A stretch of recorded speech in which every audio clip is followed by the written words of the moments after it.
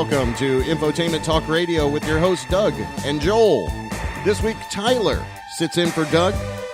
Infotainment.com, your number one source for primary plug-and-play factory radio upgrades, navigation, Apple CarPlay, a whole bunch of other great stuff. Infotainment.com. There we go. Little in my car. Yes. This is welcome to Infotainment Talk Radio. Tyler sitting in for Doug this week. Hello. How you doing, Tyler? Great to see you, Doing good, bud. man. You work with wholesale partners all across the country, talking about infotainment systems, things like that. Yes. So I think it's very appropriate, actually, that you're sitting in on this episode. This edition, we have a couple of websites that we're going to review, and it's basically infotainment podcast type of auto buyer's guide, as it were, giving people a little bit of insight into the vehicles out there, what to look for. We pulled a couple of great links out there on the internet. One is from v12data.com, 25 amazing statistics on how consumers shop for cars. So we'll run into that a little bit later in the episode. We're going to focus in on kind of the buyer demographic. If people don't realize, that when you walk onto a car lot today with all the technology, they can kind of get a profile. Yeah, that's for sure. Of you. Yeah. From the data maybe on your phone, they're pulling something you filled out, your email address. Yeah. So there's a lot of ways when you walk on a lot, you're kind of being profiled, from step one. So we'll cover the demographics a little bit, and then we actually got a listener email with a question, so we'll tackle that. And then I thought since Tyler's here, actually, talk a little bit about people out there if they are interested in becoming a wholesale partner with Infotainment.com. We talk a little bit about what that entails. Point them in the right direction there. But other than that, man, now you're up in Jacksonville. We're down here in Orlando. We record this podcast down here in Orlando, but you're up in Jacksonville, and that's a thriving city up there, isn't it? Jacksonville, as they would say, Duval. Duval County? Duval County, yeah. Yeah, but it's a big metro. I mean, it's big. It's industrial. Land-wise, the biggest city in the U.S. Is it really? It's spread out. Yeah. Oh. Yeah. It's. I had no idea. Yeah, well, that's kind of like Orlando, where you've got the rolling suburbs. Yeah. Everything kind of melds into each other. You're in Altamont Springs. Are you in Orlando? I don't know. Exactly. Yeah, right. That kind of thing. Yeah, like Atlanta, Buckhead. Yeah. Yep. Kind of a deal. Yeah. Well, that's cool. So, and what a lot of people will say too about Jacksonville, it's kind of like a great logistical hub. Yes. Yeah. A lot of transportation stuff going through there. One of the main hubs for Toyota actually goes through Jacksonville. Oh. Yeah. Interesting. A ton of cars get imported through Jacksonville. Oh, okay. So, living there, I guess it's a little bit different, getting around on the roads and whatnot. So the car that you drive, it has to be a safe vehicle, and people will go onto the car lot and they'll go through all of these little, techniques and try to really do their homework. But invariably, they'll walk out of there, they'll be so excited just to get the car, and then they'll realize it doesn't have something. Like exactly. A feature that they want. Oh, this doesn't have that. I could have sworn that car guy told me this had that. Yeah. And we've seen, especially over the year 2018, people mixing up the word navigation. Where, for 20 years, navigation only meant one thing, the factory navigation. Yes. Now, because of Apple CarPlay and all these things, it can mean the navigation on your phone. Right? Yeah, that's correct, Yeah. So, in saying that, obviously when you talk to wholesale guys, people want to either buy a vehicle and they don't like the radio, and changing the radio out could be a part of them making that deal. Yeah, there's I'm talking to dealers every day, and it could be a customer that was sold a vehicle that was told it had navigation. Right. Turns out it doesn't. It might have, like, say for a GM, it could be just the OnStar. Feature that it has, which customers hate because it's very... Well, so talk about that real quick, because they could say, oh, yeah, you've got navigation, but you've got to pay for it, kind of a thing? Yeah. It's pretty cumbersome, too, to use that feature, when in reality a customer is just thinking, oh, I'm just going to touch the touchscreen and put in the nav address that I want. And some of these guys at the dealer, they just, when they're selling the car, they think it has nav just because it has a large screen, which a lot of the times it doesn't. So, we help those dealers out, and we provide them with a true factory way upgrade. to get a way to give the customer exactly what they want. Exactly. Yeah. Yeah. And there was a day and age where people could really kind of piecemeal their whole system together. Oh, I want this from that trim package. Yeah. Does that kind of gone by the wayside now? Are they selling more to just trim packages? Like, are they still doing little customizations? Do you know? Well, a lot of times what happens with customers, you go to the dealer, and let's just say it's a Ram truck, let's say for all purposes, and you fall in love with the truck, you like the price on it, but you just wish it had navigation, or you just wish it had CarPlay. Right. And so what the dealer does is they don't say, yes, we're going to put that in that vehicle for you. They go, well, this trim package Look over at here, this one. this truck has all that. And it may not be the color you want. Might not be the color you want, might not have the same mileage. Yeah. You know, it could be $15,000 more, you know? Hey, it's got a bunch of other bells and whistles, but I really just want this feature, you know? So the guys at Infotainment, that's what they do. They much help people. A la carte solution. And even, from, the retail side to the wholesale side, there's a lot of those relationships with the dealers. So that's why I thought this would be awesome to have you in on this episode, because you work a lot in that space. So let's dig into these articles here, man. This first one is Yes, thank you. Because you could bring the sound effects. That's good. We need a sound effects guy over there. Thank you, Tyler. 25 amazing statistics on how consumers shop for cars. Number 1, car buyers spend 59% of their time online researching. Yeah, I could see that. Well, a lot of the auto sites, though, are built for that. Like, choose your little plan, make it and do this. So refined on the search. Yeah. Yeah. And you kind of know what you're looking for. For a lot of people, safety features are a big deal. For a lot of people, the infotainment system's a huge deal. Yeah. I guess it really all depends on how you're using the car. Number 2, when researching online, 46% of car shoppers use multiple devices, and this is from autotrader.com. So that means what? They got a phone? They got a phone. Laptop, maybe? Tablet? Yep. They're on... see if their experience is different, maybe. You remember the phone book. Yeah. You would have to call and talk to somebody. But now I think they even have a service where you can just order a car online and have it delivered to your house. Yeah, they have services where they'll bring the car to you. Sight unseen, you test drive it there at your house, and then you just sign the papers. And then you're like, let's do this thing. Yeah. Well, I wonder if they're really pre-qualifying people. I think this list goes into a little bit of that. But yeah, we'll keep barreling through this. Okay. Number 3, most car buyers are undecided at the start of the shopping process when they first begin to shop. 6 out of 10 of them are open to considering multiple vehicle options, which is interesting, right? You kind of walk, you think you know what you want. That happened with my wife's car. You're open to a few? Last time, we got to get an SUV. We thought the Honda Pilot, that was the one we're going for. And then, you actually sit in the car, you drive it.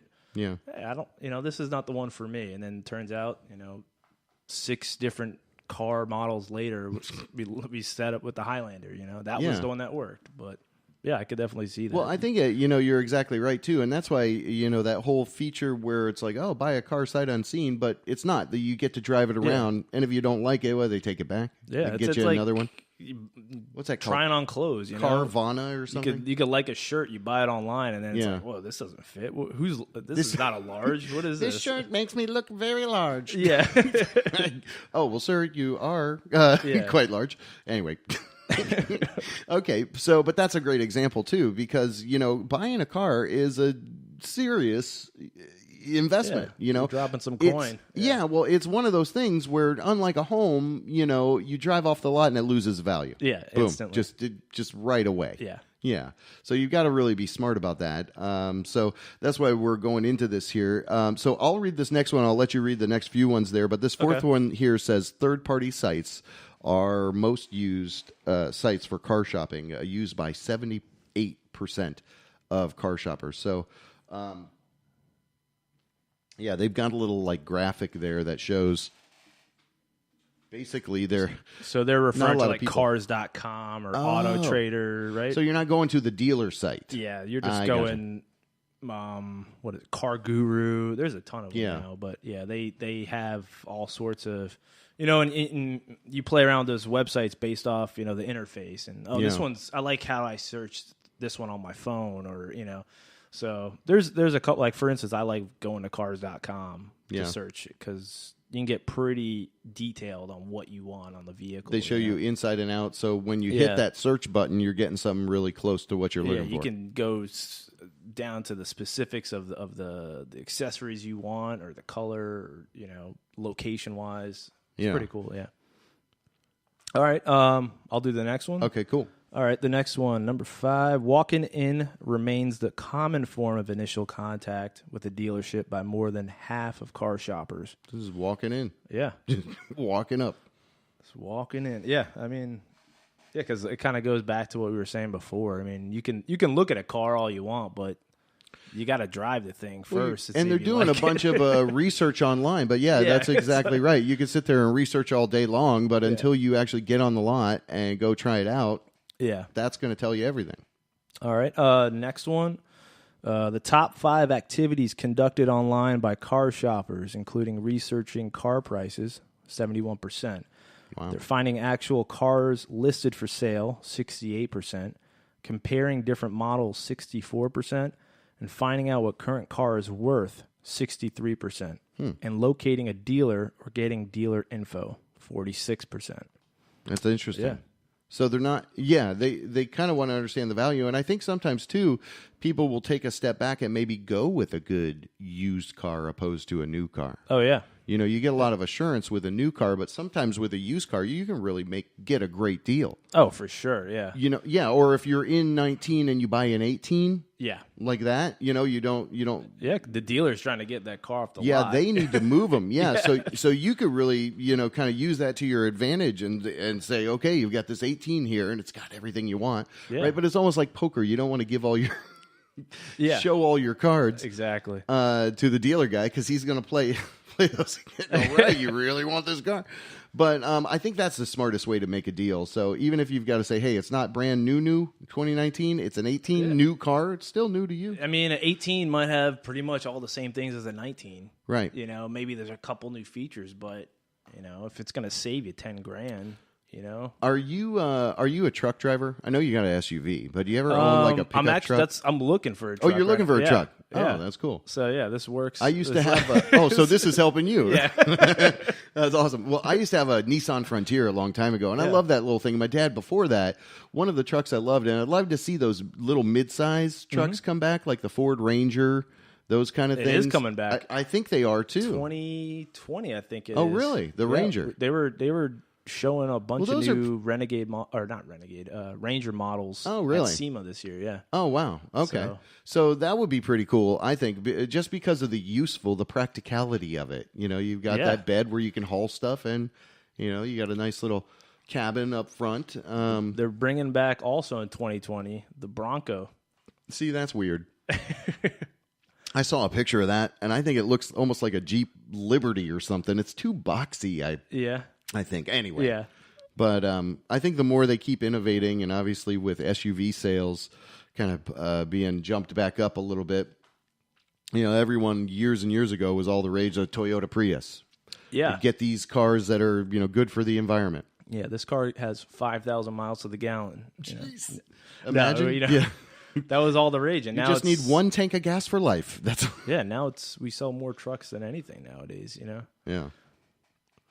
Well, all right, cool. So where were we at on this? 7 or 8? Yeah, I'll do 7 here. Okay. When asked to rate their satisfaction on a scale of 1 to 10, 81% of car buyers gave the test driving process an 8 to 10 rating. Yeah. However, satisfaction declined to 67% when interactions with the F&I department, I'm guessing that's finance and insurance department, were factored in. I could see that. Yeah. Of the 3 hours average time spent at the dealer during the purchasing process, more than half of that time is spent negotiating or doing paperwork, resulting in a 56% satisfaction rate for the process. Yeah. So in saying that too, are there certain ways to get pre-approved? Like when you buy a home, you walk onto a lot, you can kind of bypass some of the... You could already have a pre-approved loan. You can go to the guy first, actually, which might be better, Yeah. and say, here's what I'm working with, and then you know your range. You could already have a pre-approved rate. That's the way to do it. Yeah, it's always funny when some people are like, I'm just going to go up. I know the car I'm getting. I'm going up there today, get it. And they'll be like, all right, well, I'll see you tomorrow. No, I'll be back in the afternoon. It's like, no, you're not. No. You're going to be there all day. You've not done this before, have you? Yeah. All right, so number 8, as we keep moving through this list, there's 25 of these things, so we'll boogie along a little bit here. Among automotive internet shoppers, 22% use social media sites as a source while shopping for their new vehicle, up from 16% in 2015. The most popular social media sites used by auto internet shoppers during the shopping process are, number 1, guess YouTube. Yeah. Number 2, Dealer Rater. And Facebook. So 13%, 7%, and 5% respectively. Interesting. Number 9, among automotive internet shoppers who use social... Is that what you just did? Yeah. No, you're on the right one. Yeah. Who use social media, only 13% Groundhog Day. Indicate that the information posted on social media sites influenced their purchase decision. And only 2% say a social site was, quote, the most useful site they visited. Yeah. So people and the integration, and obviously it's funny that, that's a 2 or 3 year jump from 2015. But I think as people go along more and more, there is a lot of power in social media, YouTube specifically, because you give somebody a little tour of a car or a house before they buy it. Yeah. That could really help out a lot. Yeah. And a lot of time on YouTube, it's just, your friendly neighbor who's doing the video. It's not some guy... Yeah, really trying to sell you something. He's going to tell you how it is, pretty honestly. Yep. Okay, cool. So number 10, slightly more than 1/3 or 34% of new vehicle buyers using social media for automotive information post a picture, like we were just saying, of their new vehicle on the social site. Facebook is by far the most posted site at 88%, followed by Instagram at 21%. So they get their car, they love it. It's an instant commercial for wherever they bought it. Yeah. They're going to post it on social media. Yeah. Just bought my new car, hashtag Greenway, right? Yeah. or whatever, like around here. Or someplace up in Jacksonville that So, I think the dealers should probably be a little bit more aware of that and say, post the picture, here's our tag, here, Yeah, sometimes you'll see that with them, you for doing right that. at the dealer with the keys. I think that's smart. Yeah. That's like just free, publicity for that dealer. But yeah. To that same degree, people will also kind of take the other end of the spectrum and complain about the wind blowing in their face or something. So it could cut both ways, I'm sure. But I think that's a good point there. So moving into number 11. All right, smartphones surpass tablets for automotive research. More than half, 53% of automotive internet shoppers use a mobile device in their quest for automotive information. For 2016, smartphone usage surpasses tablet usage, and the use of desktop or laptop computers remains most common at 92%. Oh, see? That's but cool. Has been steadily declining from 99% in 2012. Consequently, the proportion of time spent shopping on mobile devices continues to increase, with 33% of the total shopping time now conducted on a mobile device. See, I think that's so important too, because that's, if you've got a website and it's not mobile friendly, you're missing out sure on so much. Yeah, because you could be in conversation with your buddies, and if you're at a restaurant or wherever, you're talking about looking at cars. You're not going to, let me pull out my laptop. It's hard. Well, it's hard to navigate your website because it's like you've got to, it's like older. Hold on, the sizing is off. Yeah, exactly. So there you go. So that's any dealers, wholesalers, get your website up to date so you've got a mobile friendly version. Exactly, because that'll definitely help you out. Okay, cool. So here come the millennials. Yeah. When looking to buy, millennials consider slightly more vehicles on average than baby boomers. Yeah. Millennials also usually take longer to decide what car to buy than baby boomers, an average of 16.9 versus 15.7 weeks. Jeez. Millennials invest more time in the actual buying process as well, almost 4.5 hours more on average. Really? Yeah. Well, that's an interesting. I guess baby boomer, you older, you kind of know what you want. Yeah, and I could see him like, You're I don't want to younger, mess you with all don't this know tech what you stuff. want. I just want to get a car. You know, Now listen, like, yeah. I went on one website. Why aren't they all the same? You know. Yeah, yeah. Well, and I think you're exactly right. I mean, because car buying was never so complicated. Yeah, In yeah. the past, you would go on the lot. Yeah, that's pretty You much know, it. this one's got a cigarette lighter. Yeah. A little ashtray. Smoke in the car in the 1950s. Look at these fake leather seats. This one has AM and FM. Yeah, see, Yeah. that was the selling point back then. AM and FM. Yeah. All right, cool. So, so that's interesting too, because the marketplace is changing with more and more millennials coming into the marketplace. They're a little bit of a longer shelf life on their buying process. Yeah. And want me to do the next one? Yeah. All right. 87% of Americans dislike something about car shopping at dealerships, and 61% feel they're taking advantage of while there.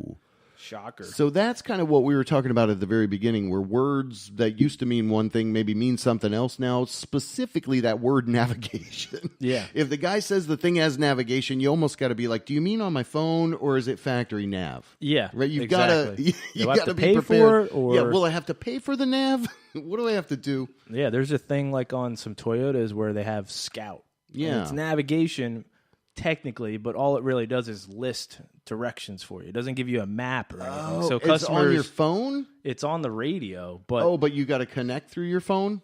yeah. That's so, like where you put in the address? yeah, and then it just Oh. it'll just put Oh, it's like a teleprompter. Kind of it almost just like gives you the list of the directions. Does it Like, talk to you, I wonder?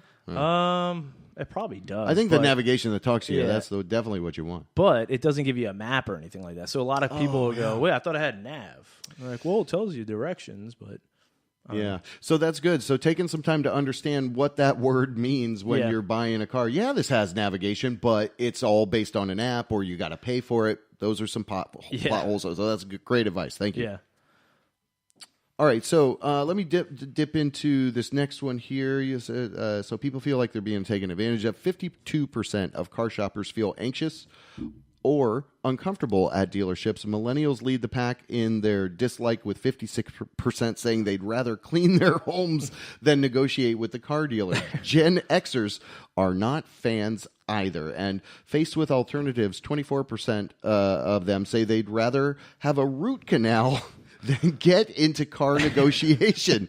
Among millennial women, 62% feel pressured to buy right away, and 49% said they felt tricked into buying features they didn't need. So, I mean, it kind of rings true as we're getting near, midway through the half of this list. A lot of people, even though they do all this due diligence, they feel like they're still not able to talk the language, or they're getting one pulled over on them, or they don't always feel like they're getting the best deal. yeah. I mean, it's not like they're going in every week and buying cars. They're Yeah, going you don't once do it all every the time. 5, 6, 7 years. You go in there. You Yeah. know? So and things change immensely Yes. in that 4 or 5 year stint from when you bought your first car to maybe you're getting a second car or getting your wife a car. yeah. Things are constantly changing in the auto industry. Yep. All right. Next one. When asked about newer car buying alternatives, 54% said they would, quote, love being able to sell or buy a car from home. Yeah. And 42% were fine buying a car without a test drive, as long as there was some form of guarantee. Yeah.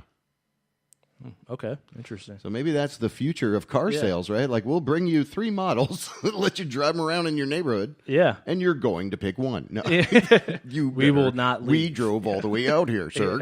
You are going to buy a car, and they're in your driveway. No, you don't want that. But yeah, I think that's interesting that you vet it out online, do as much as you can on the internet, and then have a car delivered. We'll go ahead and try this out.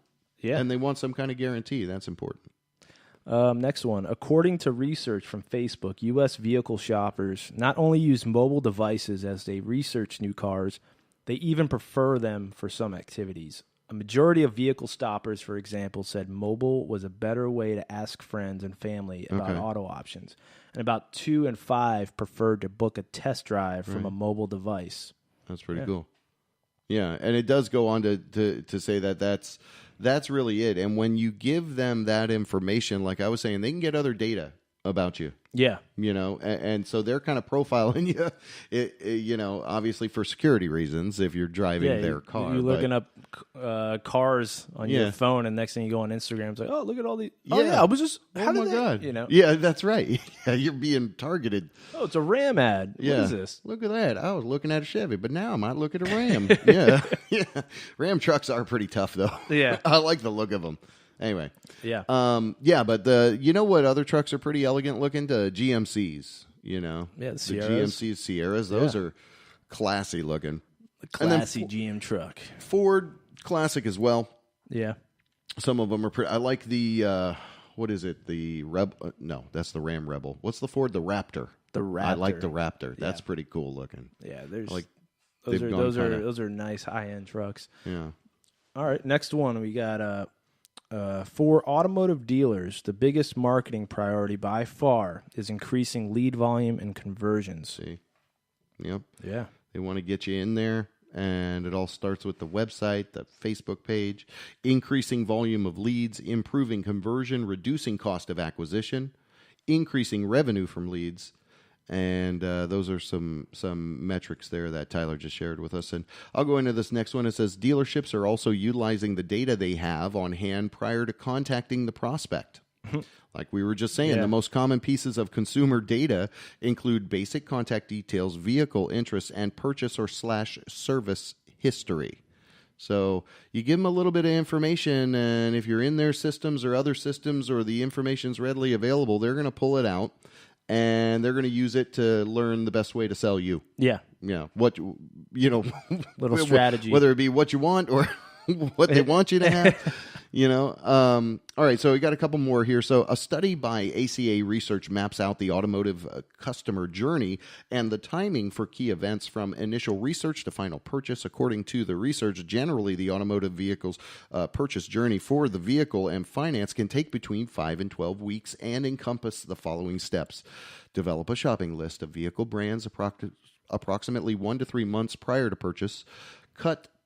What's that say? Cull. Oh, I haven't seen it. Cull. Yeah, refine. Yeah. Cull the short list 4 to 7 weeks before purchase. Test drive vehicles 2 to 4 weeks before purchase. And finalize vehicle choice on average 1 to 3 weeks before purchase. So these auto guys, these car dealers, they know when you're on the lot, kind of where you're at in this whole process. Yeah. I don't think these sales guys have it all, hey, I'm the best sales guy ever. They know if you're right there at the precipice you're going to buy. Yeah. Are you at the beginning of this thing? What are you doing? You're testing vehicles, so you've zeroed in on some vehicles you like enough to drive them. Yeah. Right? So for sure. Yeah, so they're sales tactic, I think it's good that they kind of pull back a little bit maybe and see where you're at in the buying cycle. Watch the animals graze on the dealer lot. And observe them before you just go in and do the hunting. But, but I think, if the guy specifically, is a little aggressive, that's maybe a good sign to pull back a little or let them know, I'm just starting to look. Yeah. Like you're saying, you don't have to show all your cards just yet. Yeah. I'm just casually starting to look. And you could be right ready to pull the trigger on something. Yeah. But that guy doesn't always need to know all that stuff. Anyway, so number 20. All right. 54% of consumers would buy from a dealership that offers their preferred experience, even if it didn't have the lowest price. So what do you think that means? Yeah, I mean, they going into a dealership, sometimes like we were just kind of mentioning, you don't want to be hounded or they want to pushed to buy something that you don't like. Overall, you want a good experience going there. That's why sometimes I'll go to a certain it's the way restaurant they treat you because this one might have $2 cheaper, but the server always takes care of us. Like what's going to happen later on when you got to do service on the car?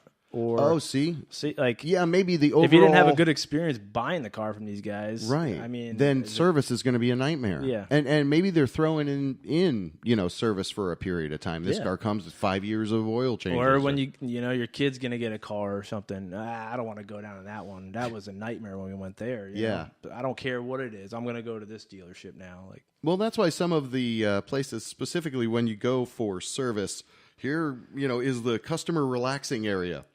Yeah, I'm thinking of like Fields BMW over here. Yeah, like where it's like you go in. Oh, what do you want to drink? Like you're in a restaurant, you don't got to pay for anything. That's that's kind of what you want when you got to go get your car serviced. So that's the whole car buying experience, but the overall dealer feel that they give out, their level of standards. So if that's important to you, it's definitely worth the money. All right, next one. 72% would visit dealerships more often if the buying process was improved. See? That's interesting. Yeah, sometimes you don't want to go there because you feel like you've heard all the stories. You hear them all the time. You've done it, maybe personal experience, Yep. Next one. Research that Google commissioned from Millward Brown Digital indicates that 70% of people who used YouTube as part of their car buying process were influenced by what they watched on views on YouTube of test drives. Features and options and walkthroughs have doubled in the past year. Jeez. That's awesome. Yeah. See, and that's really the way things are going. You almost want that virtual little experience before you even go there. Yeah. I mean, a picture can only tell you so much. Well, the bummer is if they just sold that car, too. Oh, yeah. Like on a used car, like, hey, I'm here to see that Toyota. Oh, we just sold it. Yeah. All right, cool. So number 23, a report by the automotive research company SBD provides evidence that these connected systems are important to younger, more digitally oriented consumers and will likely impact their next vehicle brand purchase decision. Cars play a key role in supporting millennials' need to stay connected. So millennials have a need to stay connected, and cars that play a key role in that are what they often choose. And in a study by Autotrader.com, 72% of younger millennials indicated that a car is important to their social life. Style and features, especially technology, are critically important to them. For example, more than 70% of younger millennials cite technology and infotainment features as must-haves when purchasing a car. Yeah. Yeah, I mean, they're going to buy a new car. I mean, you want that interconnectivity. Yeah. You want to be able to put your phone in, leverage the device, the applications on your device safely through the radio dash. You want everything, everything integrated. Do your messages. You can talk to text. Mm-hmm. Yeah. So that's smart. And that's interesting to see that is really in demand and what they're looking for. All right. Next one. Integrated mobile apps and connected vehicle services deliver more value for the customer, enhancing customer loyalty after the initial car purchase. A study by DME Automotive showed that vehicle buyers using a branded app were 73% more likely to make a purchase from the dealership. And after making a purchase, booked 25% more service appointments than shoppers without an app. Interesting. They also spent more money than non-app users when purchasing a vehicle, 7% more according to a study commissioned by Cars.com. Oh, yeah, and you mentioned that Cars.com site. You go there a lot. Yeah. So that's interesting. And, yeah, with the dealer app, you can push little notifications. Yeah. You know, your service is coming up. It's pretty smart, yeah. Yeah, it is a smart way to do things. So... close us out with that one. Okay. Last one. According to a study by Arthur D. Little, the great Arthur D. Little. Of course. Say no more. Dealers' average response time is 9.2 hours, and OEM's average time is 24 hours. This is a huge opportunity for improving the overall customer experience. Yeah. Yeah, and it makes a lot of sense. I mean, as things progress in the world, so does that whole overarching experience of buying a car. But one thing I will say I saw that's disturbing, and I don't know if it's true, but what did they say? 7 million Americans are in 90-day default on their auto loans. Oh, wow. Have you heard that statistic? No. Yeah, that's not a good statistic. But maybe there's an option for people, and I know people can refinance their automobiles. Yeah. Which is kind of like you think, hey, I buy the car and that's it. But I think there are companies out there that let you refi your vehicle. So maybe if your payment's too high, you just get a little different term, spread it out, chop it up in a different kind of relationship with, another vendor who maybe bought out that loan or whatever it is. Wow, 90 days. That's like... Yeah. That's 3 car payments. That's 3 car payments. That could be $1,500 for somebody, but still, that's not a good sign. Okay, so, this is cool. All right, so we'll keep on moving along. We got this other little infographic we can talk about because it relates directly to what we're talking about here. This is from a website called BrandonGale.com, and basically the infographic we're going to focus on is the best time to buy a car. Okay. It's presented by FindTheBestCarPrice.com. So what it shows you here. Yeah. So I'll take this first one here. Let me see. What does it say? It says first couple days of the month. Oh, okay. It had a specific day there. Like, that would be funny. March 3rd is the best day to buy a car. But, Arthur Little, March 3rd. Yeah. So it says summer gas-guzzling SUVs and all-wheel drives are in high demand during the winter, but demand goes down when gas prices increase in the spring and summer. Oh, so they're saying maybe a good time to buy, an SUV is when they're not in the high demand, right? Yeah, that makes sense. So they're showing you here, next one is winter. Yeah. Convertibles and sports cars are out of season and have probably been collecting dust for a few months. So lower demand means better prices, particularly on used vehicles. So if you're looking for a convertible, winter is the time to buy that. Okay. Autumn, best time, or for autumn, September and October mean it's the end of the model year for many types of cars. So dealers and manufacturers want to get rid of prior year models to make room for new ones. Huh. Interesting. Okay. So, and then what's that other one? Holidays? Yeah. The holidays mean empty dealerships and budgets spent on gifts. Dealers scramble to get rid of the prior year's inventory, and salesmen want to earn year-end bonuses. Yeah. Christmas Eve and New Year's Eve are amazing days to find discounts. That's a good tip right there. There you go. Because you can really, so if you're going to buy somebody a car for Christmas, it is actually probably best to do it on Christmas Eve. Get on the car lot. The guy wants to make a deal. They're probably going to be more willing than any other time of the year to cut you an awesome deal. I wonder how many of these guys have like Black Friday deals going on at the dealership themselves. Yeah, I would imagine. Well, that's kind of the beginning of the selling season, too. So, but I think as this says here, and you just kind of tapped on it, it says the last week of December is especially good because of the double threat of being the end of the month and the end of the year. Yeah. And then earlier there, it says the first couple days of the month. Many people know to wait to the end of the month for the best deals, so salesmen can be flooded with buyers. On the other hand, the beginning of the month tends to have less traffic, and idle salesmen may be willing to make a deal. So, this is good. Yeah, it's good stuff, right? Yeah. Working in the industry, it kind of gives you an idea. Hey, ups and downs. Times that they're going to be way more busy than other times. Yeah. And working with wholesale customers, that's you're going to get more of an influx of calls near the end of the month, near the end of the year, right? Yeah, it's going to be sure. off. Yeah.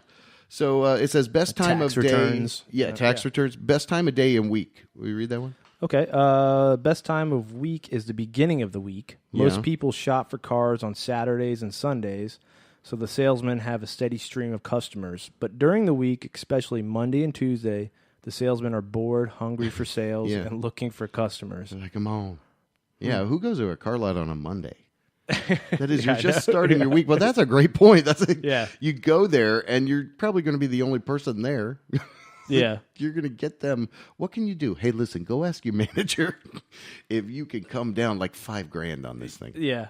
Well, a lot of the times, too, the more money you put down up front, the better financing you're going to get. Mm-hmm. Anyway. All right. Next one, the best time of day is first thing in the morning. First thing at crack of dawn. You may benefit from working with a salesman that gets a small incentive to close the first sale of the day at that dealership. That's interesting. Yeah. Yeah. So 7 a.m. No, I was kidding. Yeah, be there before they get. Well, that was great. Tyler, I'm so happy you were able to be here because of this particular topic that we had going on. So it's perfect. Now, in saying all of that, people can go to Infotainment.com. There is a wholesaler section. We'll get into that before we close out, and maybe you'll share a little bit with us about how that works. But before that, we have actually an email from a listener. They sent an email to ITR at Infotainment.com. That stands for Infotainment Talk Radio. ITR at Infotainment.com. Here's a listener email. Maybe you can answer this. Okay. It says, yes, I'm interested in upgrading the 8.4 RA3 or RA4 from 2016 Charger. It says here, Sirius sent me a radio and a magnetic antenna that I would need to run the antenna cord through the weather stripping to install. Is the antenna they sent compatible with the RA3 or RA4 connectors? Would I need to use a magnetic antenna that you have on infotainment.com, or is there a converter to use the antenna that Sirius sent me? He goes on to say, for antenna installation, some of the instructional videos I have seen say they use a dab of silicone or double-sided tape to hold the magnetic antenna in place, especially after if you plan to go through a car wash at some point. Do you agree with this? Okay. So do you understand what he's saying? I have not heard of Sirius saying sent him a radio. Is it like one of these little kind of janky little transistor things they plug into? I'm guessing that's what that is. It's like a separate radio, like it sits on top of the dash? Yeah, I'm thinking what they gave him is just like, say if you went to Best Buy and you got a Sirius radio tuner, and it little works, Garmin it thing. works through your existing radio through maybe the FM modulation. I got it. So... Yeah. Not the best, probably not the factory Sirius is always going to be better, right? If he's upgrading to an RA3 or an RA4, that's going to be. Unless radio. it's out of North America, that radio is going to have a Sirius tuner built into it. So, well, I guess his question is though that whatever they sent him is that a traditional connection that would also jump into the back of the radio? The antenna that they sent him? Most times, yeah, the satellite connection's universal. That yellow FACRA, whatever it is on the back of the head? Yeah. Okay. All right. Well, that's interesting. Yeah. And we invite you to keep sending those emails to us. It's ITR@infotainment.com. ITR, Infotainment Talk Radio, infotainment.com. But let's close out here. It's a Friday. And Friday, baby. Yeah. And we're privileged enough to be able to bring you this Infotainment Talk Radio episode number 3 in reference to buying a new vehicle. Hopefully you got a lot of great information out of that. But if you're listening to this, or if you're sending someone over to infotainment.com and you own a used car lot, let's say, and you have a truck on there, and it's a gorgeous truck, but you get inside of that thing and that radio's the little tiny radio. Yeah. What you can do is communicate with the wholesale team over at infotainment.com. And tell us a little bit about how that works, Tyler. How do wholesale relationships work? Somebody's got a used car lot. If they're a dealer, how do they kind of connect? What do they have to do to get? Is there a fee to get the partnership going? Or give us a little information. $1 million. Oh, it is? Yes. Okay, well, let's go. Business is booming. Now, basically, yeah, you can go on the website. We have a link on there to start your enrollment process. Telling us what kind of business it is. Okay. Just basic information on about your what business. Your company is. Exactly. Yeah. Because we can, it would be anything from dealerships themselves to audio shops to expediters, fleet, a bunch of different, wholesale businesses that, are constantly upfitting vehicles. So, but they don't necessarily have to be doing it. They could see it as an opportunity to sell more vehicles to make a little bit more money. A lot of times it's these audio shops that they're so used to doing aftermarket, and that's all they see. And then now the infotainment system is so ingrained in the car's computer that it's becoming harder and harder to implement aftermarket. So when they come across us, they see it as a new source of revenue for them. They're like, oh, I can offer factory as well. Keep all your factory functions. Yeah, there's some people that still want aftermarket stuff. That's great. But there are a lot of people now, the factory stuff is just as got as many bells and whistles as what an aftermarket setup would have had. Right. And it's embedded and ingrained. Full compatibility. Designed to be in the vehicle. Yeah. You don't have to sacrifice steering wheel controls or lighting, or you're going to have to put a little keypad on the dash now. Yeah. Or, so a lot of people appreciate that. And then talking about buying cars, well, what about when you're selling the car? Yeah, it helps the resale. When you buy this car and I had a bunch of aftermarket stuff in it, are you going to be more inclined to buy it? Exactly,